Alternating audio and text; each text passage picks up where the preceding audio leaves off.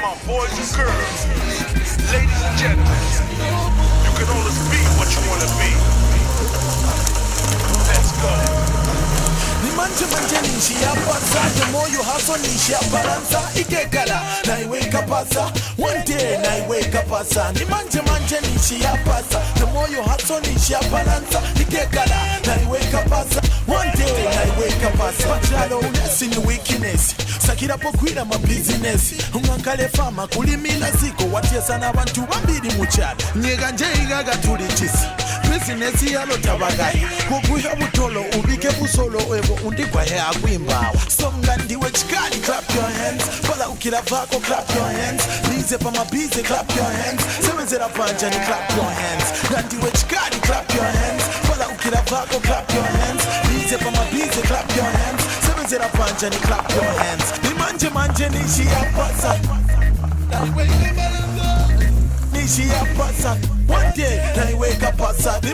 Hello and welcome to Youth in Agribusiness, a program designed to bring out some of the youths in Zambia who are the movers and shakers in agriculture production and agribusiness. Stay tuned.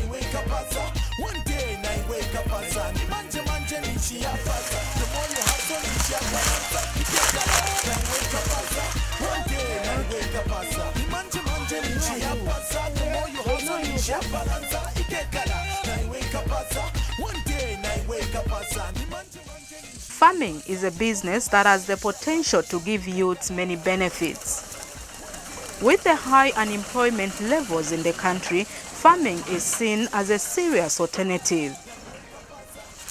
Many youths who have not been able to find mainstream salaried jobs have embraced farming as a source of livelihood and are making a difference, including becoming rich.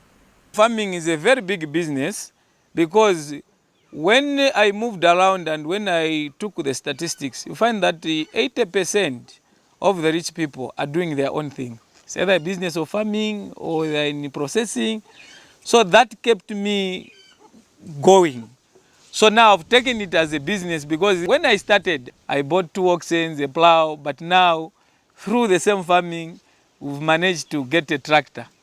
Meaning that I've taken it as a serious business, and that's why I'll be spending most of my time. I have to go to the farm because it's bringing good income for me. Most rural youths are seen as the future of agriculture. For Joshua, growing up in a farming family enabled him to pay his own school fees from primary right up to secondary school.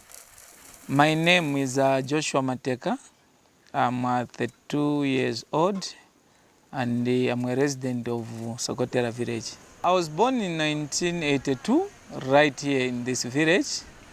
I did my grade 1 to 4 at Chiwena Basic School. From there, I transferred, I came to Miova from 4 to grade 7. After writing the grade 7 exam, I passed. I was supposed to go to Chibombo Secondary School, but by then we were just living with our single mother here.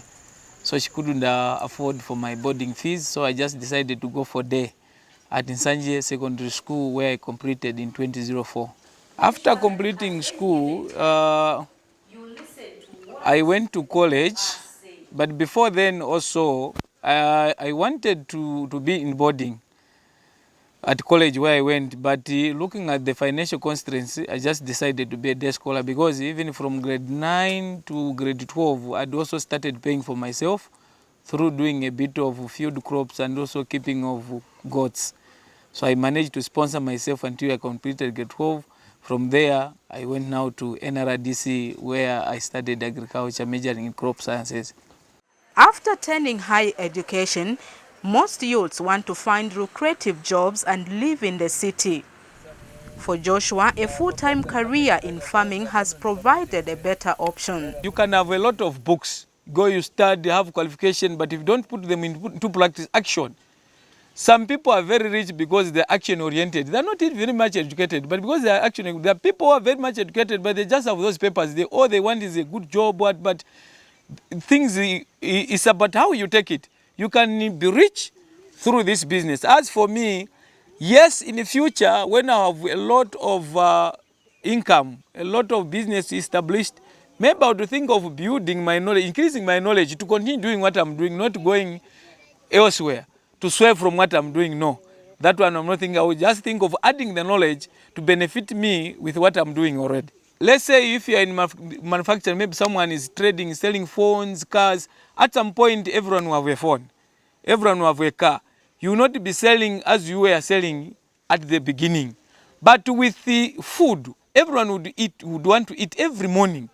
The population is growing. These people, they would need food. So agriculture is the only way forward because we need to eat and we need people to produce. So if they can get to the land and start producing, they will always have the market. There is a crisis of food shortage. People know this food. So if you can just start, that is an opportunity to make money. Farming is able to make one self-sufficient if they are able to take it as a business and sustain their livelihoods. Mostly income we are getting it through farming. That's the growing of crops and also keeping of these animals. That's where most of my income is coming from. Although others may see diversification as a guarantee to boost farming business, it is also seen as a way to keep money in various ventures.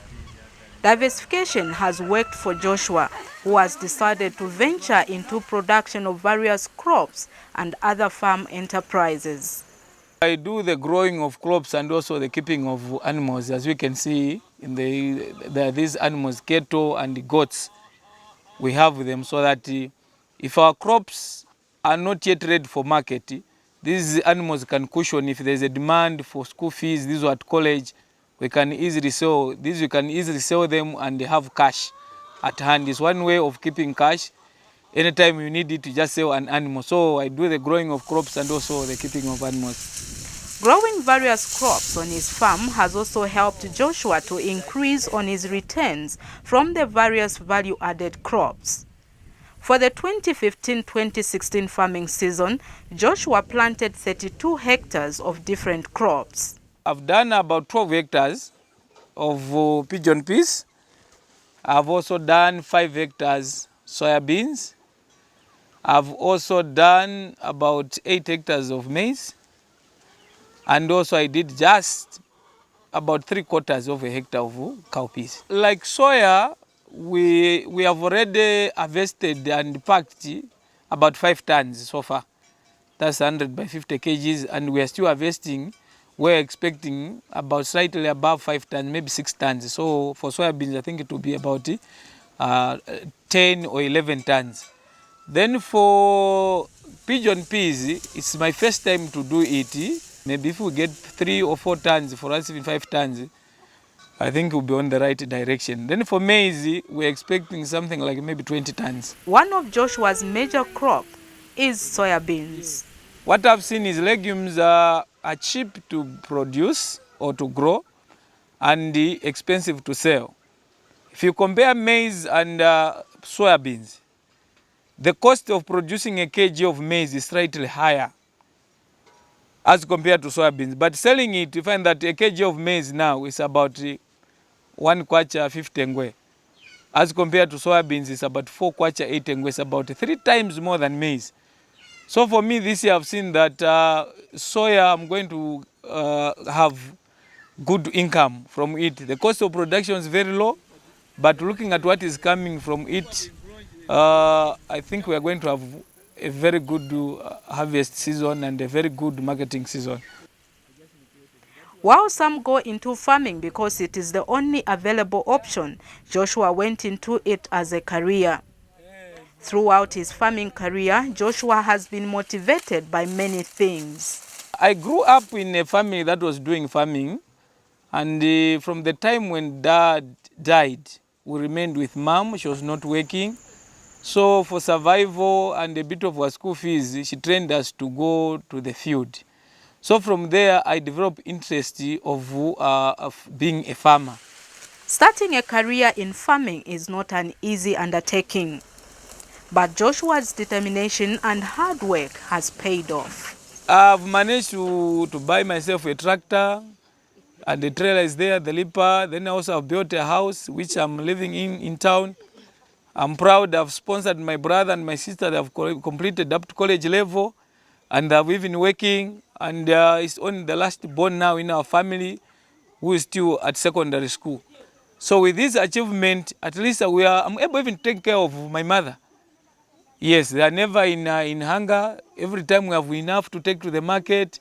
We have these animals where at least in the morning we can get about 3 liters, 4 liters of milk to balance the diet. So with that, I think I'm happy. This is the borehole Joshua has sunk from the harvest of 2015-2016 farming season. For one to achieve such benefits, one may think it requires a lot of money to go into farming. But how did Joshua start? So when I worked briefly in 2009, I started by getting 2 oxen. I bought 2 oxen, a plow, and 6 bags of fertilizer.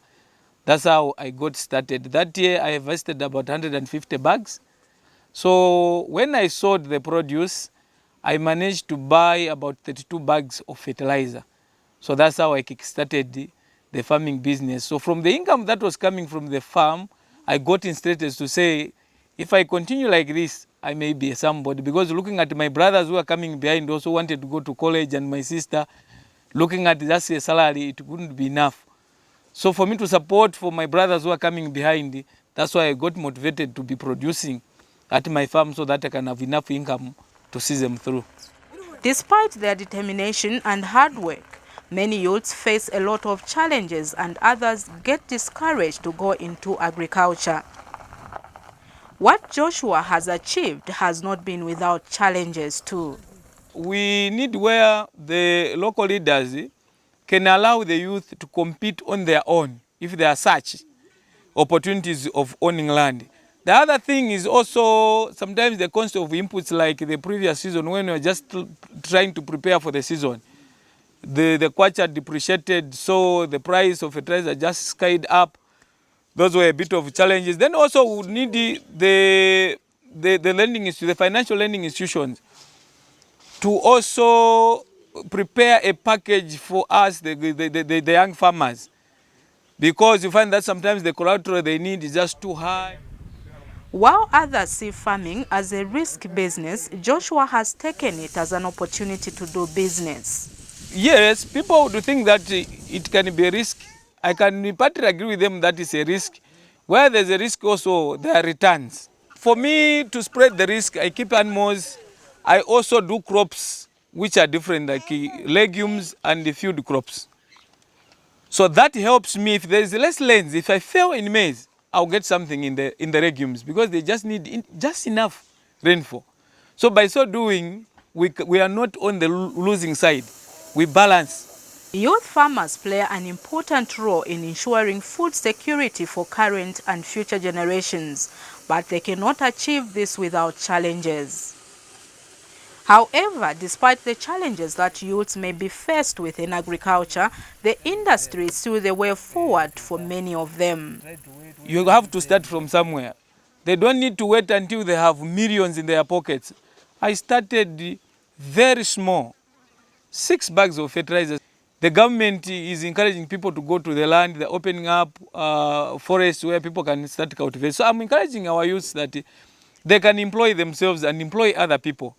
It's not always looking for a job. When you complete school, you go there, you can still produce and make a lot of money because everyone has to eat. If we are to go forward, we are to achieve as a country, let us utilize that labor force from the youth. Let's go and produce. Let's feed the nation. Let's even have surplus to export. It all lies on us youths. Indeed, agriculture is the predominant economic line of work of the rural communities and can play a vital role in the socio-economic development of these communities. One can be able to employ himself and indeed be rich. Join us next week as we move from Joshua in Mumbwa, who has employed himself and become rich, to the Kanakantapa youths who have secured their future through aquaculture. For further details, contact the producer, Youths in Agribusiness, PO Box 50698, Lusaka.